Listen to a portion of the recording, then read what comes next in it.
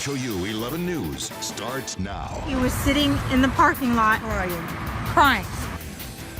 Two parents accused of leaving their 8-week-old child alone in the middle of a parking lot for nearly an hour. We're learning more about the American killed in the London terror attack and his ties to Texas, plus what investigators are uncovering about the attacker. Shocking allegations against a former HISD worker who reportedly got a 13-year-old student pregnant.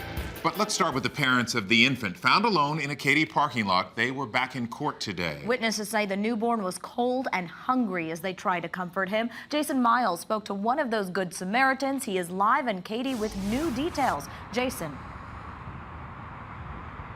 Hey there, you think of all the bad things that could have happened to this kid. He was found in this parking lot, not in a car, but in his car seat in one of these parking spaces. His parents nowhere in sight. Does anyone know whose baby this is? Facebook Live video captured the moments after an 8-week-old baby boy was discovered Tuesday night in the parking lot of a Katy strip mall. No socks, no blanket, no hat, and he really is cold. And D. Griffin Stevens and I just pictured my children when they were that little. comforted the child after getting him from a man who initially found him in the lot all alone. And he is hungry, I think he's probably and I call him Baby Love because I don't know his name, and I probably won't ever know his name, but I loved him and took care of him. Baby Love's parents were later identified as Sarah Shibley and Gary Collins, both of whom appeared in criminal court this morning on child endangerment charges. Please respect him, respecting you, thank you. Shibley said she left the child in the parking lot where she works and thought his father placed him in a car. I'm thinking they're just not fit to be parents. And that makes me sad for the baby because he was so beautiful. No blanket. Authorities say the baby's parents were away for at least 45 minutes before they came back to the strip mall after an officer's call. I hope that he's placed in a good home where he's taken care of and he has a healthy life. Where Griffin Stevens and others helped keep him safe. And both parents were arrested in this parking lot after they got back. You saw Sarah Shibley, the mom, in court. She was released after posting a $2,000 bond. The dad, Gary Collins, has a more extensive criminal history. His bond was set at $15,000. Back to you. Jason, I think we can all empathize with the witness there. What about the baby? Is it now in CPS custody? That's pretty much standard procedure, Lynn. It is in CPS custody, the baby boy. At last check, the agency was trying to locate other relatives to care for that child. Jason, thanks. The Normandy police chief is free on bond this afternoon. Normandy is a small town located about 40 miles northeast of College Station. Chief Charles Herford appeared before a Leon County judge this morning, charged with evading police and deadly conduct. Cameras were rolling when the chief walked out of jail today. Herford was arrested after a short chase and standoff with deputies after his wife called 911. The dispatcher also reported hearing a gunshot. The Normandy City Council has scheduled a meeting to determine if Herford should be removed from office. A guy accused of recruiting underage girls for prostitution was in court today. Dylan Lee Davis arrived at the federal courthouse downtown in shackles. Prosecutors say Davis was a pimp for 6 girls from the Alvin ISD school district. His girlfriend is accused of helping him run the prostitution ring by renting out rooms at the Super 8 motel down in Lake Jackson.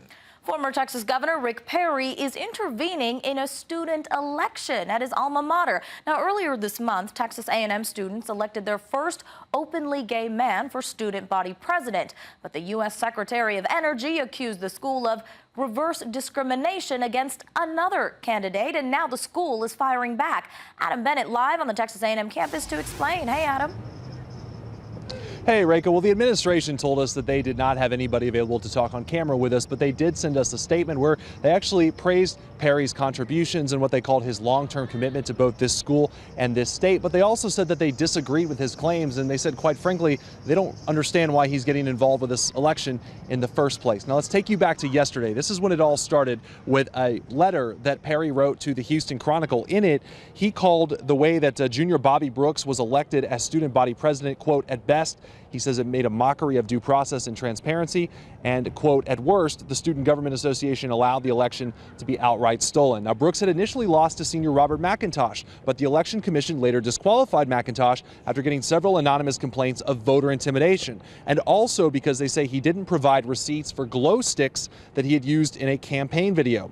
Now, that voter intimidation charge was eventually overturned, but the student-run judicial court by the student-run judicial court, but not the glow stick charge. Now, Perry is upset that the Board of Regents weren't notified, and he writes, quote, the outcome would have been different if the victim was different. Now, of course, the administration disputes that, saying that the suggestion goes against what they call the Texas A&M of today, where accountability applies to all. Now, school officials also say these elections are run by the students with some help from advisors and from student affairs, and that any issues that come up are handled based on student government constitution and by bylaws. Now, this student who ended up losing the election, he has retained a lawyer, we're told. Coming up at 5, we'll tell you what he plans to do going forward. Live here in College Station, Adam Bennett, KHOU 11 News. Little real-life politics on campus there, huh? I know, no kidding. Hey, let's talk about the weather. It's been another warm, breezy day, but we could see some thunderstorms this weekend. David Paul, when will the rain arrive? It's tomorrow afternoon and tomorrow night. That's when we've got a storm threat, and we'll talk about that as we move along. Outside right now, Reiki, you mentioned breezy. It's very windy outside. Galveston, Hotel Calvez, weather bug 78 degrees. You can see the palm trees kind of shaking in the wind out there that at times is gusting to 25. So what we've got this evening is a breezy, warm evening. It's really beautiful out there, but it is breezy. Mild overnight, and the wind should stay up overnight. It's going to be breezy overnight. Then thunderstorm chances Friday afternoon and evening. So I'll time out your Friday night. We'll plan your weekend, and I've got a fresh allergy update for you. If you are sneezing and coughing and itchy like I am and everybody else is, I'll show you what exactly is in the air, give you a complete list. And again, we'll talk about how the storm system is going to impact your weekend plans.